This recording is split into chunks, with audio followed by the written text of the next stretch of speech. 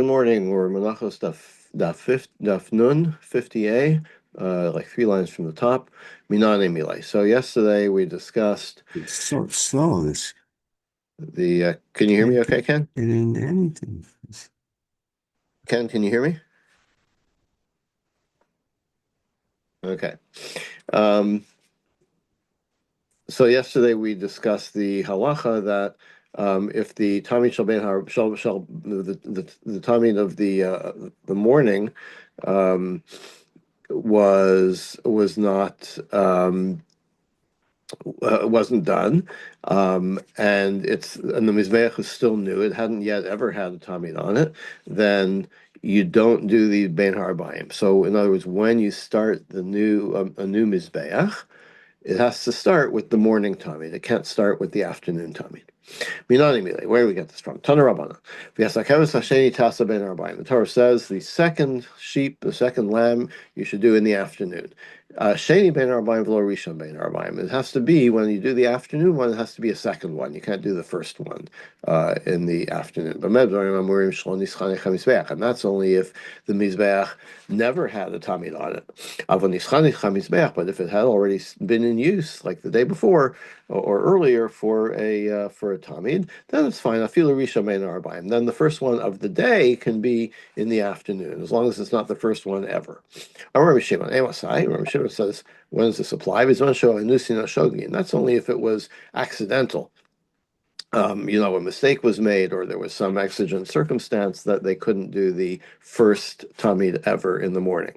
But if it was done on purpose, then the rule is that the mizbeach can be a mizbeach that's already been in use. If you purposely did not do the morning tamid, then you can't do the afternoon tamid. And if they didn't do the Taurus in the morning, then they can still do it in the afternoon. So the Gemara says, "V'chichanim chatu mizbeach batel." What's the reason for this rule? So the Kohanim did something wrong. They didn't do the morning tamid. So the mizbeach should miss out on the afternoon tamid. Like now they're ready to do it. So let them do the afternoon tamid. Why should the mizbeach lose out, as it were, on really, I would ask the question, like, why should the tzibur lose out? Because the sacrifice is being done on behalf of the tzibur. But in any case, why cancel the afternoon one just because they did it on purpose? They missed the morning one on purpose. This is what it means. Lo yakrivu hein, aval acherim yakrivu.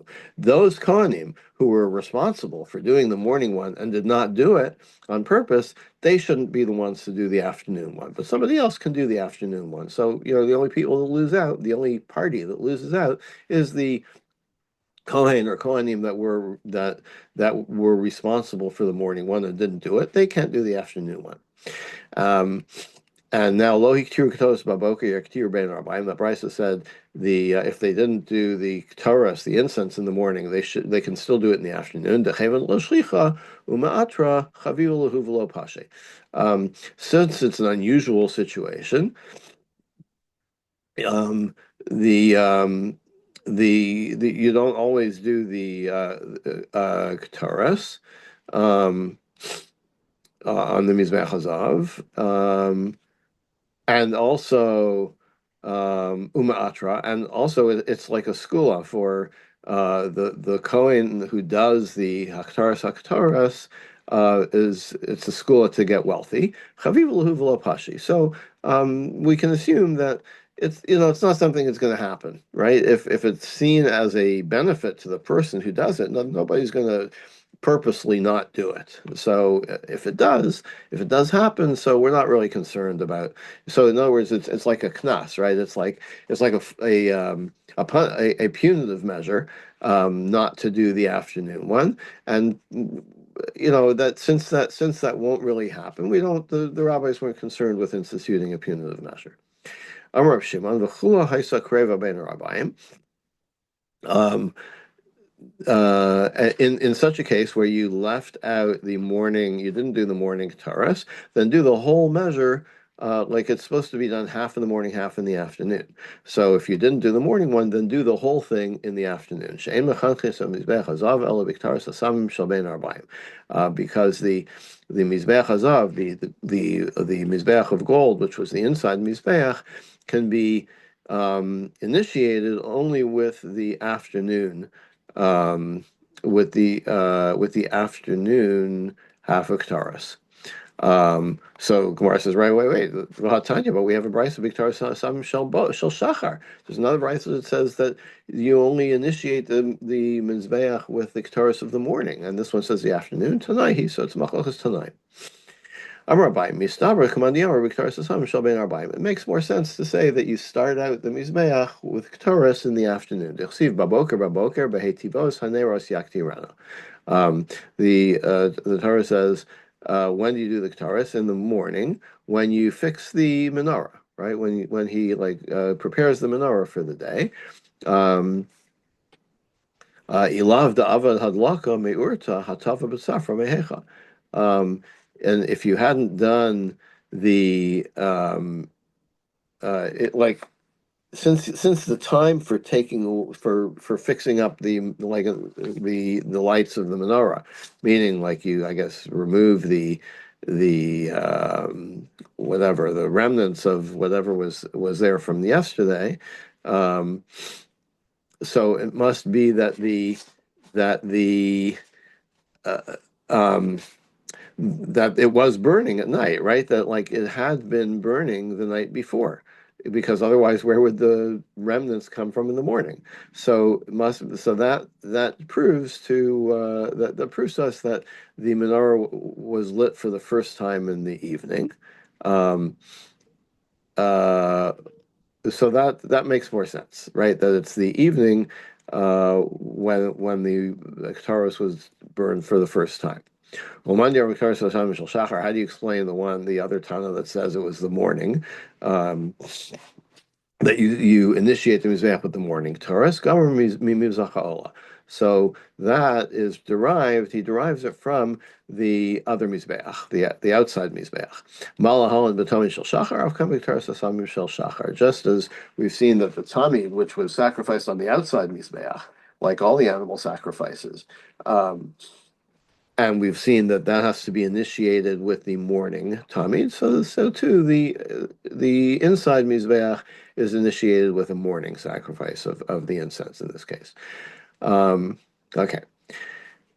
Now the Mishnah went on to say, "V'lo the shulchan el balachim apanim shel Shabbos." The shulchan, the table, was initiated with the lechem apanim on Shabbos, right? Wait a minute. So that's what the Mishnah says, which makes sense because that's when they swap or put the fresh lechem apanim on Shabbos. So the Gemara asks, so wait, so you're saying, the Mishnah is saying that you can't initiate the shulchan you can only initiate the shulchan on Shabbos. What about the regular procedure? Does that mean it's not that it's not done on Shabbos, but we know that it is done on Shabbos? So the Gemara answers, he gufa kumash malan. That's what the Mishnah is actually trying to tell you. The chinuch v'kiddush the shulchan b'Shabbos hu. It's saying the same thing. It's like by telling you that the initiation of the shulchan happens on a Shabbos, it also means that the regular weekly institution of placing the lechem apanim on the shulchan is also done on Shabbos. Kediktani Sefer, like it says further on, v'lo samanara el b'shiva neroseh ben arabayim. And as the Mishnah continues, you initiate the menorah with the afternoon lighting of the candles. So in other words, just as the menorah was not only initiated but also regularly lit in the afternoon, so too when it talks about the lechem apanim on Shabbos, it means not both the initiation and the regular procedure.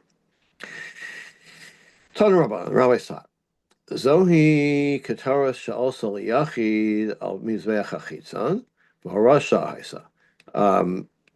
This is the Kataras that was sacrificed for an individual and that happened on the outside Mizbeach, and that was a Harasha. That was just a one-time thing, one-time dispensation. Heicha, what's it talking about? Rav Papa ben Nasim. We're talking about the Nasim when in Parshas Naso when it describes the initiation of the Mizbeach by the Nasim. We're talking about the outside Mizbeach, and their offerings included incense, ktaras. Okay, so now you're saying this statement said that it's that the individual's kataras is only it's only forbidden on the outside mizbeach. So what are you saying that the an individual can do the inside mizbeach? It's okay to do the kataras. The two, and furthermore, always and so what are you telling me that it's only the individual who generally cannot do the kataris on the outside mizbeach, but the tzibur can? We know that's not the case. It's the tzibur's incense goes on the inside mizbeach. So the specificity of this brisa or of this Tana Rabbanan is a little strange. And here we're going to do the counterpoints. V'hatanya, we have a brisa. You might think that an individual can bring a voluntary donation of ketoras um, he can bring a voluntary kataras. And that's included in, do what you say you're going to do. Bring the donations you say will do. Talmud Lomar lo salu olav kataras. No, you can't bring no even just because somebody made a declaration that he's going to bring kataras on the mizbeach. That doesn't mean he can do it. You can't just you can't just make up your own rules and have an individual bring kataras.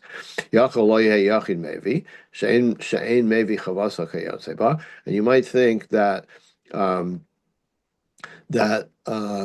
just a that it's all that this only applies to an individual that can't bring incense on the inside mizbeach. Avol tzibur yehi maybe, but maybe the community, the tzibur, can bring a nadava of kataras on the inside mizbeach. Shemevi chova kayoseva, because that's where their regular required incense goes, the required kataras of the tzibur goes on the inside mizbeach. So maybe that means that they can do voluntary ones also. That's why the Torah says lo salu olav. Don't bring incense that you haven't been required to bring. Okay, fine. So the tzibur can't bring kataras on the voluntary kataras on the inside mizbeach. What about the outside mizbeach? Talmud Lomar, Hashem el mishcha ve'esktaras hasamim lakodesh kocha asher tzivisicha yasu. The shemen hamishcha, the oil of anointing, and the incense, do what I told you to do. The Torah says, by saying just kataras, you can only bring asher tzivisicha, which the Torah, I God in the Torah commanded you, but that excludes voluntary kataras. Amar Papa. So doesn't that show that you cannot bring voluntary kataras? Amar Papa lo mivayik Amar. This is how you understand the statement about lo mivayik tzibur mizbeach achitza. Not only, in other words, it's not being specific like this is what you can't do, but you can do everything else. No, it's not. Not only can you not then tzibur not bring kataras on the outside mizbeach to lo ashkechan because there's no such parallel of a required one, and not only can an individual not bring mizbeach kataras on the inside mizbeach because there's never any required individual incense on the inside mizbeach. But even an individual bringing incense on the outside mizbeach is forbidden, even though there is a parallel case where it was one time allowed, the Nisim, right, the inauguration of the mizbeach. So individuals did bring at that time kataras on the inside on the outside mizbeach. That doesn't mean that you can keep on doing it, right? It's only harash shahai, so that was only a one time thing. Period. Where do they bring it? They brought it on the outside mizbeach, but that was harash shah. That was just a one-time dispensation. But now, where do they bring? I mean, now, I mean, we don't have it now, but I mean, So after there, that, right. So after that, there's no individual kataras that can be brought,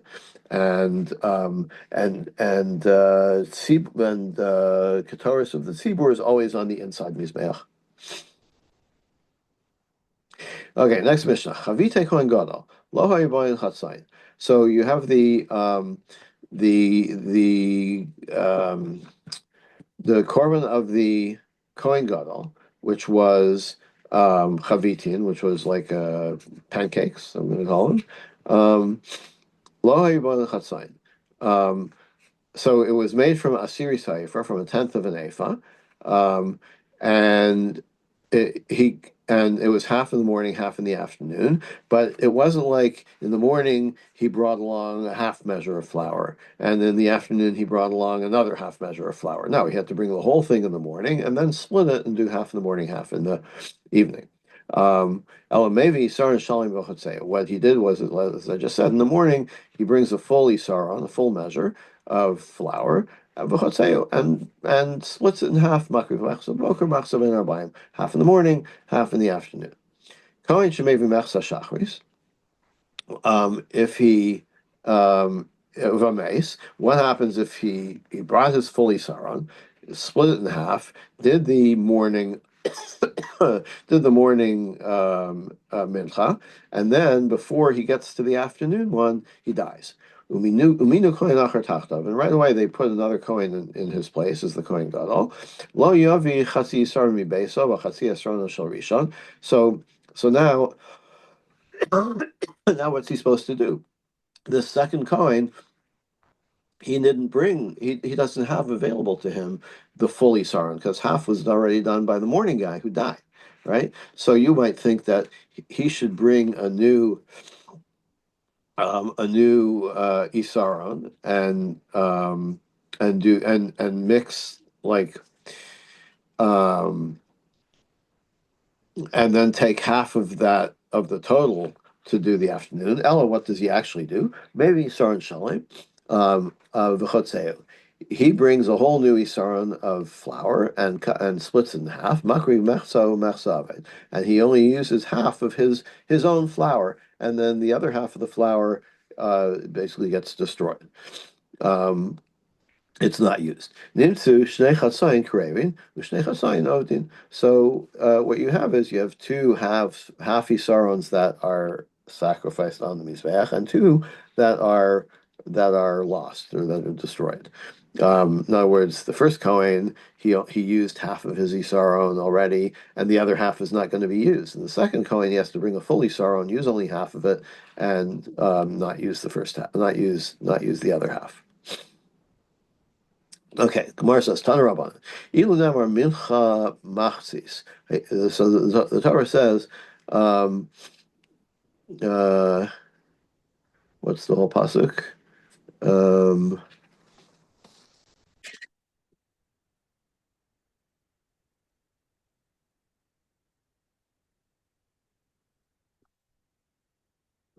15.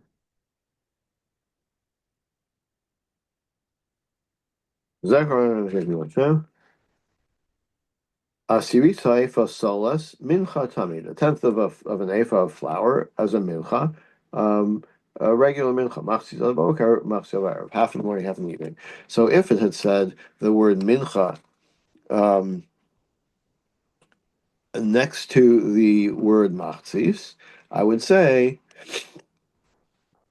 um, I would have said that he brings half of the isaron in the morning and does the mincha, and then in the afternoon he could bring another half and do that. Talmud Lomar, so, but the Torah says, Machzisa b'voker, Machzisa b'arav, half of it in the morning, half of it in the evening. Mechsa mishalim who makriv, like by half of it, meaning half of the full measure. In other words, he had to bring the first measure to begin with, the full measure to begin with, and then split it in half. Okay, so how does he do it? Maybe Isar Shalom Chatzeu. In the morning, he has to bring with him a full Isar on the flour, and then split it in half. Makriv Mechsa b'voker, Mechsa b'arav, half in the morning and half in the evening, like we said in the Mishnah. Nitma mechsa shemein arbaim o she'avad. What happens if he's doing it right? He brings the whole Isaron in the morning, splits it in half, does the mincha of the morning, and then by the time the afternoon rolls around, the second half of flour became lost or became tame. It can't be done. Yachol yavi chasi yisar mibeso arvis v'yakriv. So now, what is he supposed to do? Is he supposed to bring just a half measure for the afternoon one? No. Talmud lomer machsi sab boker machsi sab erev machso mishalim hu mevi. It always has to be a half. So in other words, he has to bring a full measure again in the afternoon and use half of it. Okay, so maybe you start shalim mibe. So in the afternoon, you bring a full isar and chotzeo, split it in half, umakriv machso machsave, and do half of it for a mincha, the afternoon mincha, and half of it can't be used. Nimsu shnei chatzayin karev shnei chatzayin avdi. Like we said in the Mishnah, there were two measures, two full isarons. Half of the first one was made into a mincha, and the other half is lost. And the second one, the same half of it is made into the afternoon mincha, and the second half is not used. Kohen gadol shekum machzav shachris v'meis. What if he brought the full Isaron, did the morning mincha, and then he died? Umino acher tachtov. Yachol yavi chatzi Isaron mibeso chatzi Isarono shel rishon. I might think that the second guy, the replacement coin, can just suffice with a half measure. Tavlomer machsi savav, half of it in the evening. Machsu mishalim humevi makir. It has to be a full. It has to be a half from a full measure in every case. Haketzad maybe sorry shalim uchatzeu makriv umechsave. So what do? You bring a full for the afternoon one. You bring a full isaron, use half, and the other half is lost. Nimsu shnei chasaynov, nim shnei chasayn krevim. Exactly like we said in the Mishnah. Tani Tana Kami Rav Nachman. The top before Rav Nachman, Machsa Rishon Machsa Sheni to Ubar Tsurasan V'Yetzu Levesa Sreifa. What do you do with the second half that you're not going to use if it became tame or whatever, or it's like just to be abandoned? So basically, you should let it to Ubar Tsurasan, let it fall apart, and then so it's kind of not. It's unclear to me what it means by it decays or it's deformed. But basically, in the morning, you basically take it out and burn it. Not on the mizbeach. You burn it where things are burned that are not to be used. All right. So the first one, I understand the half of the first one. It was designated, it was supposed to be used on the Mizbeach. Lasheni Lamale Ibur Tzura, Mekar Libud Kasi. Like, I understand why you have to treat the abandoned half of the full thing that was intended for a mincha. I understand why you have to treat it in a special way, right? But the second one, you never intended for the second half to be a mincha, right? So why do you have to give it special treatment? And so he said, like, who told you, who taught you this brisa? Taught me Rabba Baravua. It must be from Rabba Baravua. Diamar afilu pigul ton ibud surah. He says, no, even if something is completely disqualified, like pigul, it was never roy for the mizbeach. It still requires decomposition before it can be burnt. Ravashi Amar afilu tem rabbanan. No, you can even say not like Rabba Baravua, but in the case of the mincha, kevan de beidna de palginhu, at the time that you split it, ibai haimakriv, mirsachazu. Like when you bring your fully saron, you know you're only going to use half, but the whole thing is eligible, right? Once you split it, then the first half becomes ineligible. The part you don't use becomes, extra. But to begin with, the whole Isaron was eligible for the Mizbeach. Therefore, it has to be burned in the Beis HaSreifa. It has to fall apart first and then be burned in the Beis HaSreifa. Itmar, we taught Chavite Kohen Gadol Ketzanosi. How do you do this Chavitin of the Kohen Gadol's daily mincha? What's the procedure? Rabbi Yochanan Ofa v'Acharkach Matagna. You bake it and then you fry it. Rabbi Yassi Amar Chanina Metagnu V'Yachar Kach Ofa. No, other way around. You first fry it and then you bake it. It's like mandelbrot. It has to be done twice. Amar Rabbi Chia bar Abba, Kavasi Didi Mistabra. Rabbi Chia said, you know what? I like my version better. That you bake it first and then fry it. Because tufine, the Torah calls this tufine minichas pitim. So unclear exactly what this word means, but something like the baked pieces of flour or of this pancake. Tofena na. So he's making a play on the word. Tufine is tofena na, um, which he's understanding as um, you bake them while they still look nice. In other words, like while it still looks like, fine fresh flour, that's when you bake it, not after it's fried, where it kind of looks, I don't know, like it doesn't look like good flour anymore because it's partly baked, partly cooked. Rabbi Yassi Amar Kavasi Didi Yisara. No, I like my version better, says Ravasi, that you fry it first. Tufine, from the same word, tufine, tofena na. Not tofena na, but tofena na. Bake it while it is still partly raw. Okay? In other words, like, bake it when it's half done, meaning first you fry it, and then you do the baking. So you're doing the baking as the second part. Now, Ketanai, and this is Machlokas Tanaim. Tufine tofena na, Rabbi Omer tofel na. So this is a brisa that exactly the same thing that they're playing off the same word tufine, but interpreting it differently. Rabbi Yossi Omer, and Rabbi Yossi has a third view. Tofena rabba, islay na. Um, Rabbi Yossi says. Um,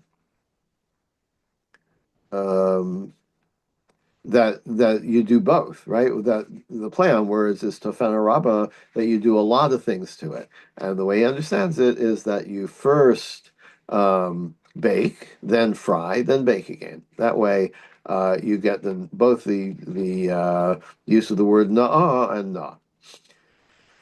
So that awesome. We have a Mishnah. Chavite Kohen Gadol lishasan varichasan vafiyasan bifnim. Where do you do all this work of kneading it and forming it and baking it? That's all inside the heichal. V'dochos es Shabbos, and also you can do all these things on Shabbos. Minani Milei, where do you get that from? Rafuna tufine. Um, Tofena na v'afila me'asmal inashvala. So the same derivation from tufine, it has to be nice looking. If it's leftovers from if you did it before Shabbos and it's leftovers, it doesn't look so nice. Maski for Yosef ema dechavishle biyarka. Then um, but there's a way to keep them fresh, right? Just because it's leftovers doesn't mean it's not good. You could preserve it in a Ziploc bag or whatever green kind of greens they use to preserve things. Um, so like it's not just because it's leftovers. If you take care of it properly, it's still perfectly nice. So he rejects this idea that you have to do it, that you can do everything on Shabbos. Dveir Rabbi Shmuel Tana, in the Academy of Rabbi Shmuel, they taught Teyasev afilu b'Shabbos, Teyasev afilu b'Tuma. The word Teyasev, it should be done, is an extra word teaching you that you always do it, even if it's Shabbos, even if the tzibur is tameh. Abaye Amar Kra Solos Mincha Tamid. He has a different pasuk. Flour for a mincha, daily or regularly. Harehi keminchas tamidim. It's like the it's that this mincha of the Kohen Gadol is like a tamid, and just as the tamid overrides Shabbos, um, so too the Minchas Kohen Gadol overrides Shabbos. Rav Amar, Rav has a different derivation. Al machavas mlamishutin in kli. Um, when the Torah says how you prepare this is on a pan. Malami tuna kli, so it has to be done on a pan. You can't do it, I know, directly on the fire. V'yafi lame yasmel ipaslo le belina. And if you baked it the previous day, like on Friday instead of Shabbos, um, it would it would be you have a problem of lina, right? You have a problem of things can't be left over um, overnight. Once they're kodesh, they can't be left overnight. So the fact that it has to be done in a kli means that that if you did it the day before, it would be possible because of lina. So that's why you have to do it on Shabbos. Tani Kavasi de Rava, and we have a brisa that supports Rava. Al Machavas B'lamishun Tu Nakli. By the Torah saying it's on a pan means it has to be done in a kli. Bashemen Losif Lo Shemen V'Ein Yodei Kama.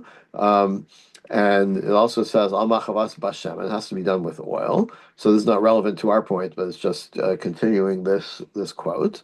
Um, how much oil do you use? It doesn't say. Already done. I'll figure it out. Nemer kan shemen v'nemer lahalan b'minchas nesachim shemen.